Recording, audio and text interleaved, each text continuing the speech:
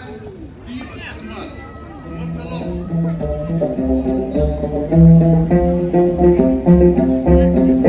They sengkut sem minta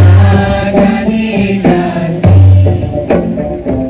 dajing ikan indah ya kali ilawan nangis daging ya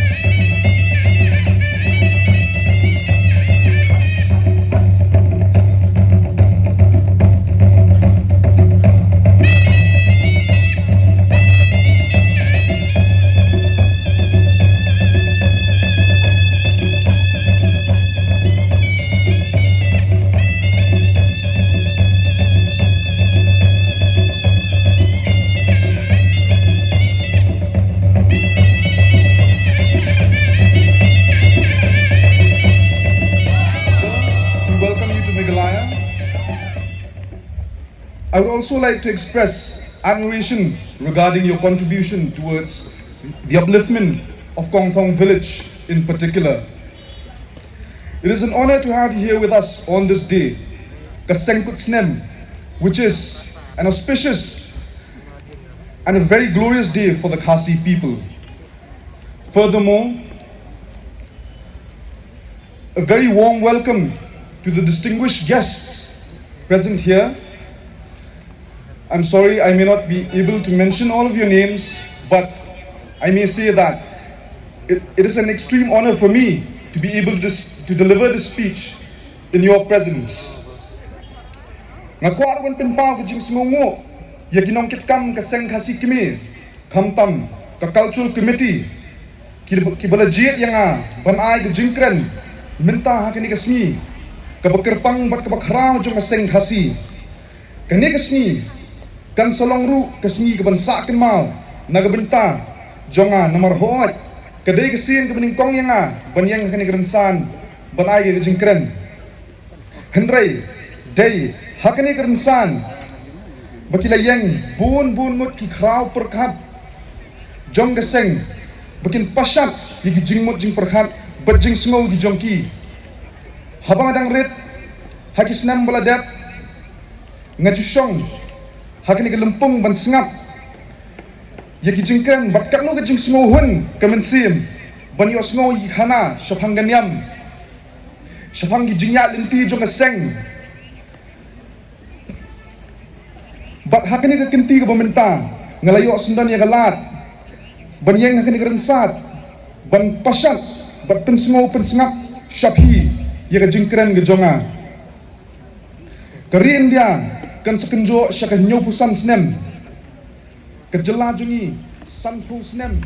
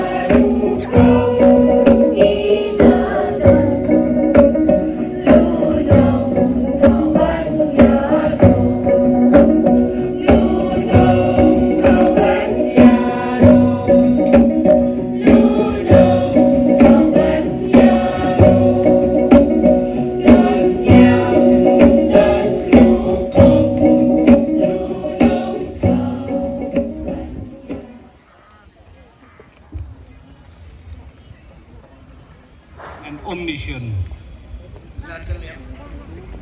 We will now call on the elders of Sengkhasi to offer a prayer. Elders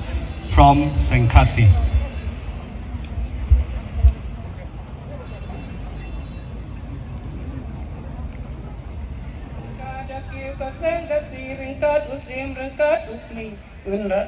Ubami na kait kahima mo malim nidakiu hakilar haduan mo utay mo ulay silong pa silong ubakit ubaba